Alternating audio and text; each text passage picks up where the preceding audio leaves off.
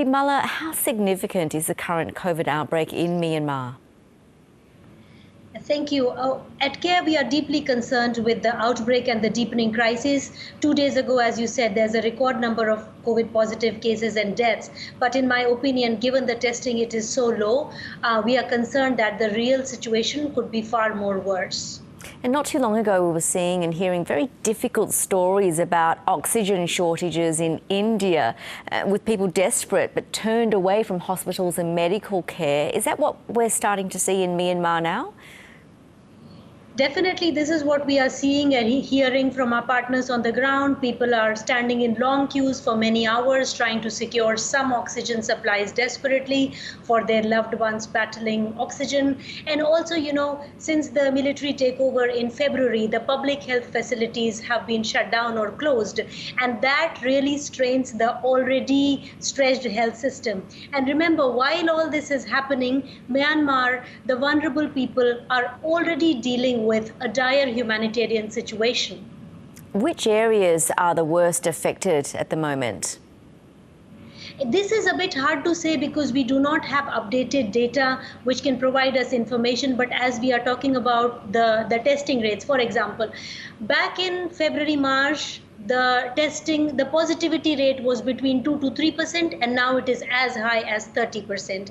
However, back then, the number of people who we were testing, now we are only testing 10% of that. So you can see that the testing is decreasing, but the positivity rate is increasing. The number of people who have received vaccines is really low. However, we are hearing that the people who are in rural areas or the communities, families which are residing in areas where there is conflict, there is much lesser support in terms of medical help as well as the vaccination. And it would be really helpful to have more accurate information so that we can plan a very timely humanitarian response. Such a complex situation. Meanwhile, what restrictions to movement have been put in place, and how challenging has it been for people to abide by the COVID rules?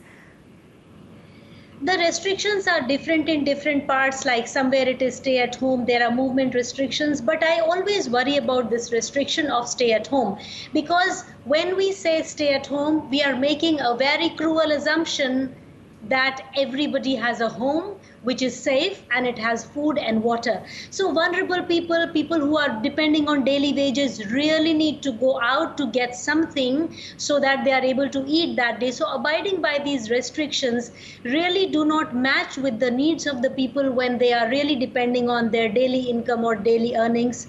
It's a real big challenge.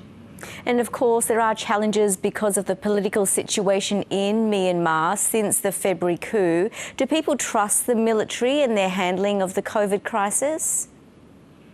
See, as a humanitarian agency, what we would say is this is a humanitarian crisis. We should put politics aside and focus on serving the most vulnerable in the most timely and urgent way. For humanitarian agencies, it is really important to get unfettered, smooth, safe humanitarian access, our ability to reach these communities very fast and very safely so that life-saving work can be delivered.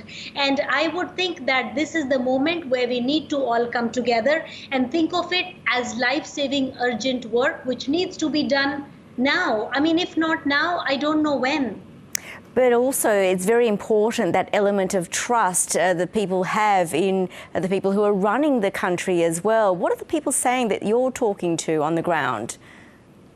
I think the people are really in desperate need and big hope of getting quality medical services and medical supplies, for example, oxygen, drugs, medicines, and PPE. People are really looking for testing facilities. People are really in urgent need and looking for wanting availability and facility for vaccination. This is their prime need. However, we are also hearing that people really are looking for a regular source of income so that, they can feed their families, because at times the choice is between medical treatment or food today. It's a very tough choice, and usually the woman in the family has to make that call. And unfortunately, sometimes you have to immediately address the need of the day, which is an important medicine or maybe food, which means that the overall well-being of the family further suffers down.